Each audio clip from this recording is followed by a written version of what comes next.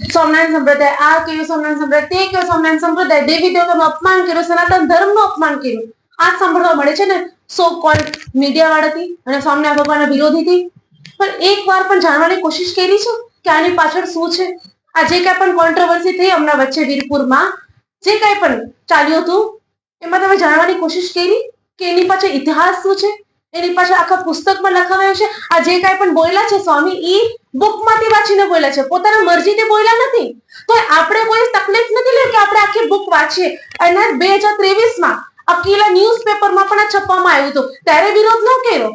કેમ સ્વામી બોલ્યા ત્યારે જ વિરોધ કર્યો? એ વસ્તુ પૂરી ન થઈ તેમાં નીલકંઠ મહારાજના ચરિત્રમાં જે કઈ પણ લખ્યું છે એને ટાર્ગેટ કરે છે કે કઈ રીતે સેવા કરી શકે.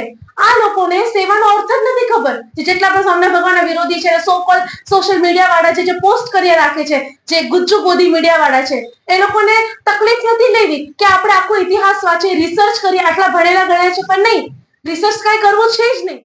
સો કોલ્ડ સનાતનીઓ છે જેને અપમાનનો અર્થ જ નથી ખબર. એ લોકો માટે અપમાન એને કહેવાય કોઈની સેવા કરવી, કોઈની પ્રશંસા કરવી, કોઈના આશીર્વાદ લેવા અને દેવા. જે વાસ્તવિક રૂપમાં આપણા સનાતન ધર્મમાં સેવાનું મહત્વ છે, પ્રશંસાનું મહત્વ છે અને આશીર્વાદનું મહત્વ છે. તમે લોકોને ઇતિહાસ ખબર ન હોય, શાસ્ત્ર વાંચેલા ન હોય તો તમે ઈ ન કહી શકો કે આ વસ્તુ ખોટી છે. મારા માન્યમાં નથી એટલા માટે આખા જગતમાં આ વસ્તુ ખોટી છે. This is not a actual way. તમે આવી રીતે વિરોધ ન કરી શકો. વાતમાં કોઈ દમ હોય નહીં અને તમે વિરોધ કરો છો. આ દુનિયામાં એવા લોકો છે જે દેવી દેવતાનું અપમાન કરે છે. બહુ ખરાબ. એવા લોકો છે જે વ્યાસપીઠ ઉપર બેસીને મુખ મેં રામ અને બગલ મેં છુરી, એવા લોકો એ છે. પણ આવા લોકો એવા વ્યક્તિઓનો ટાર્ગેટ નહીં કરે. કેમ? ખબર છે કે આ વસ્તુ ઓકાતની બહાર છે, અમે નહીં બોલી શકીએ. એટલા માટે આ લોકો સ્વામિનારાયણ સંપ્રદાયને ટાર્ગેટ કરે. કાંઈ પણ જાણ્યા વિના બસ વિવાદ કરવો અને એમાં સ્વામિનારાયણ ભગવાનને વચ્ચે લાવે. જે કાંઈ પણ થતું હોય ને, કાંઈ પણ કોન્ટ્રોવર્સી થાય ને, તમારા સ્વામિનારાયણ વાળા એવા, આ ઘનશ્યામ પાંડે, આ સ્વામિનારાયણ ટકલા ને લંપટ આવા. સ્વામિનારાયણ ભગવાન છે. ઓકે, તો સ્વામિનારાયણ ભગવાન બોલો. રિસ્પેક્ટ કરતા નથી આવડતું તો શીખી લ્યો. પણ સ્વામિનારાયણ ભગવાનનું અપમાન ઘડે ઘડે ન કરો. એ ઘનશ્યામ પાંડે કોણ છે? તમારા માટે ભગવાન ના હોય ઇટ ઇઝ યોર પ્રોબ્લેમ. પણ અમારા માટે સર્વોપરી પૂર્ણ પુરુષોત્તમ ભગવાન સ્વામિનારાયણ છે. થોડીક તો શરમ રાખો. આવી તુચ્છ અને નીચ હરકતો કરો છો. એક પત્રકારના મોઢેથી સાંભળ્યું કે સંતોના ભગવા વસ્ત્ર કાઢી નાખવા જોઈએ. આ સનાતન ધર્મ શીખવાડે છે. આપણા સનાતન ધર્મમાં સંતોનું સન્માન કર્યું છે, સન્માન કરતા શીખડાયું છે, ભગવા વસ્ત્રોની કદર કરતા શીખડાયું છે. પણ આપણા જ સો કોલ્ડ હિન્દુઓ, મીડિયા વાળાઓ, પત્રકારો સનાતન ધર્મના સંતોનું અપમાન કરે છે. આવી રીતે જ અપમાન તમારા મા બાપને કરીને દેખાડો, ગાળ આપીને દેખાડો, પછી ખબર પડશે કેવું થાય. જ્યારે હું આ વસ્તુ બોલીશ તો બધાને ગળશે.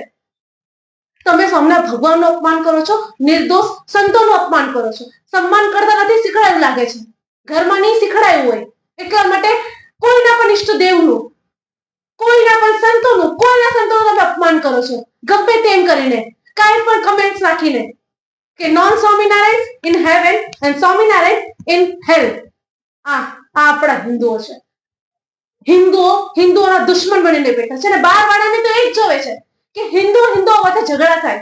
અને આવી રીતે જ આપણું હિન્દુત્વ, આપણું સનાતન ધર્મ, આપણું હિન્દુ ધર્મ જ મટી જાય. સન્માન કરતા શીખવું હોય ને તો આબુધાબીના શેખથી શીખવું. ત્યાંના શેખે મંદિર બનાવવા માટે જમીન દાનમાં આપી. જ્યારે પહેલી વાર દિલ્હી અક્ષરધામ આવ્યા, આખું આર્કિટેક્ચર જોયું, આખું કલ્ચર જોયું, એ એટલા ઇમ્પ્રેસ થયા કે એમને રુચિ પ્રસ્તુત કરી કે અમારા ત્યાં પણ આબુધાબીમાં પણ આવી રીતે જ મંદિર બનવું જોઈએ. એટલા માટે મંદિર બનાવવા માટે જમીન ફ્રીમાં આપી અને ત્યાં આપણું સ્વામિનારાયણ હિન્દુ મંદિર બન્યું. ઈ નહીં દેખાય, ઈ નહીં જોવે. ઈઝી નથી કે અરબ કન્ટ્રીમાં તમારું ચાલે, તમારા પ્રમાણે બધું વસ્તુ થઈ શકે, તમારા પ્રમાણે આખું આર્કિટેક્ચર વેમાં બની શકે. આ ભગવાનની આ સોમનાથ ભગવાન સચ્ચે ભગવાન છે ને એટલે બની છે, એમને ન બને આ બધું. ત્યાંના શેખ પણ એક્સેપ્ટ કરે છે કે આ ભગવાન છે, પણ આપણે હિન્દુઓ જ નથી સમજતા. આજે તમે અરબ કન્ટ્રીમાં જઈને મૂર્તિ પૂજા કરી શકો છો. તમે ત્યાં હિન્દુ રિચ્યુઅલ જેટલા પણ હિન્દુ ઘંટ વગાડવું હોય કે શંખ વગાડવું હોય, કાંઈ પણ કરવું હોય હિન્દુ રિચ્યુઅલ્સ, એ તમે કરી શકો છો ને સોમનાથ સંપ્રદાયના કારણે. એક સમય એવો હતો કે તમે મૂર્તિ નો લઈ જઈ શકો, ઘંટ વગાડી ન શકો, ભગવાનનું તમે નામ પણ તમે મોટા અવાજથી ન લઈ શકો, એવી સિચ્યુએશન ત્યાં હતી. અને આજે તમે બધું જ કરી શકો છો. કોના કારણે? સ્વામિનારાયણ સંપ્રદાયના કારણે. કારણ કે સોમનાથ ભગવાન ભગવાન છે એટલા માટે. આજે નો હોત ને તો અરબ કન્ટ્રીમાં છે ને મંદિર બનત નહીં. બેરિનમાં મંદિર બનવાનું છે, સોમનાથ મંદિર આખું આર્કિટેક્ચર વે, આપણે હિન્દુ આર્કિટેક્ચર વેમાં ઈ નહીં દેખાડે, ઈ નહીં જોવે. બહારના લોકો કદર કરી જાય, પણ આપણે હિન્દુઓ જ હિન્દુઓના દુશ્મન બનીને બેઠા છે. આ વાડીએ ઘડીએ આવી તુચ્છ અને નીચ હરકતો કરે છે. અને જો આવી રીતે જ અપમાન ચાલતું રહ્યું ને સોમનાથ ભગવાનનું, એમાં નિર્દોષ સંતોનું, એક દિવસ એવો આવશે કે સોમનાથ ભગવાનની લાઠી પડશે. અને એવી રીતે પડશે કે ખબર નહીં પડે ક્યાંથી પડે છે.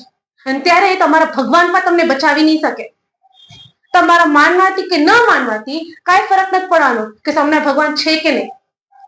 સોમનાથ સર્વોપરી ભગવાન હતા, સર્વોપરી ભગવાન છે અને સર્વોપરી ભગવાન રહેશે.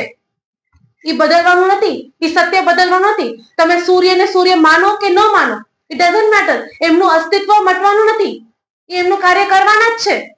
એવી રીતે સોમનાથ ભગવાનનું સત્ય હંમેશા રહેશે. તમે સોમનાથ ભગવાનને ભગવાન તરીકે માનવું હોય કે ન માનવું, ઇટ ડઝન્ટ મેટર. પણ અપમાન કરવાનો અધિકાર કોઈનો નથી. દેશની સેવા કરવા માટે સોમનાથ સંપ્રદાય જ પહેલા આગળ આવે છે મદદરૂપ થવા માટે. 2001માં ભુજમાં ભૂકંપ આવ્યું હતું. કેટલા લોકો મરી ગયા હતા, કેટલા લોકો બેઘર થઈ ગયા હતા. ત્યાં સોમનાથ સંપ્રદાયે બધાને ઘર બનાવી આપ્યું. ખાવા પીવાનું, કપડાથી લઈને જે કાંઈ પણ જરૂરત વસ્તુ હતી બધી વસ્તુ પ્રોવાઈડ કરી. નાનામાં નાની વસ્તુનું ધ્યાન રાખ્યું. નેલ કટર, ટૂથપેસ્ટ, કંઘી, જે કાંઈ પણ જરૂર હતી એ બધી વસ્તુ પ્રોવાઈડ કરી. 1979માં મચ્છુ ડેમ ઇન્સિડન્ટ જે મોરબીમાં થયું, ત્યારે પણ કેટલા લોકો તણાઈ ગયા હતા, મરી ગયા હતા, બેઘર થઈ ગયા હતા. ત્યાં સોમનાથ સંપ્રદાય જ હતી, એમના વોલેન્ટિયર્સ જ હતા જે સેવા માટે આગળ આવ્યા. 106 ટન્સ ઓફ ફૂડ પ્રોવાઈડ કર્યું 15 દિવસ સુધી. 26,000 ક્લોથ્સ પ્રોવાઈડ કર્યા. 5,000 થી પણ વધારે યુટેન્સિલ્સ પ્રોવાઈડ કરી. ઈ નહીં દેખાડે. COVID-19માં સોમનાથ મંદિરો હોસ્પિટલ બની ગઈ હતી. કેટલા મદદરૂપ થયા.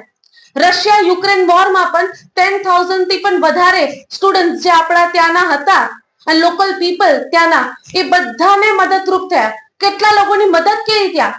કપડા આપ્યા, જમવાનું આપ્યું, જે કઈ પણ જરૂરત વસ્તુ હતી સોમનાથ સંપ્રદાયે જ મદદ કરી હતી. આ વસ્તુ નહીં દેખાડે. ક્યાં ગયા હતા ત્યારે આ સોશિયલ મીડિયા વાળા, આ ન્યૂઝ વાળા ક્યાં ગયા હતા? ક્યાં હતા સ્વામિનારાયણ વિરોધીઓ? આના ઉપર કેમ વાત ન કરી? ખબર શું પ્રોબ્લેમ છે આ લોકોને? એ લોકોને એવું છે કે આ લોકો આટલા આગળ કેવી રીતે વધી શકે. મને એવા કમેન્ટ્સ આવ્યા છે, તમે લોકો મંદિરો શું કામ બનાવો છો? સનાતનીઓ થઈને એ ખબર નથી કે મંદિર એક મૂળ છે, બેઝ છે, ઇમ્પોર્ટન્ટ છે સનાતન ધર્મમાં. સનાતન ધર્મના 3 સ્તંભ છે, મંદિર, શાસ્ત્ર અને સંત. અને સનાતનીઓ આવા પ્રશ્નો કરે છે કેમ કે એ લોકોને ઈર્ષા છે, જેલસ છે કે આ લોકો કેવી રીતે આગળ વધી શકે. આટલા ઓછા ટાઈમમાં આ લોકો આગળ કેવી રીતે વધ્યા. એ લોકો એ પણ નહીં જોવે કે સોમનાથ સંપ્રદાય સ્કૂલ્સ બનાવ્યું, હોસ્પિટલ બનાવી, રિલીફ સેન્ટર બનાવ્યા, એકેડેમિક સેન્ટર બનાવ્યા. એ કાંઈ વસ્તુ નહીં જોવે. જોઈને પણ અનદેખા કરશે. પણ જોશે શું? આવું બધું થાય છે. એક વાત સમજી લેજો, ધીસ ઇઝ ફેક્ટ કે સોમનાથ સંપ્રદાય ઇઝ ધ બેકબોન ઓફ સનાતન ધર્મ. જે કઈ પણ મોટા કાર્ય થઈ રહ્યા છે ને એ સ્વામિનારાયણ ભગવાનના ઈચ્છાથી થઈ રહ્યા છે, કારણ કે એ ભગવાન છે. અનંત કોટી બ્રહ્માંડમાં આ સત્ય અવશ્ય ગુંજશે, અવશ્ય આ ડંકો વાગશે કે સોમનાથ ભગવાન સત્ય છે કરીને.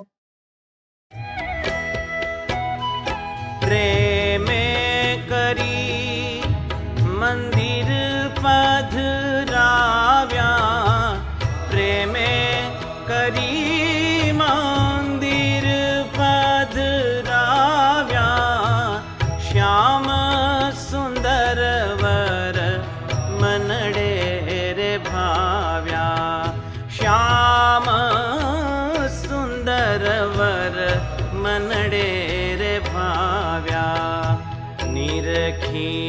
નારાયણ મૂર્તિ જ્યારે નિરખી નારાયણ મૂર્તિ જ્યારે ત્રિવિધ તાપ ટળ્યા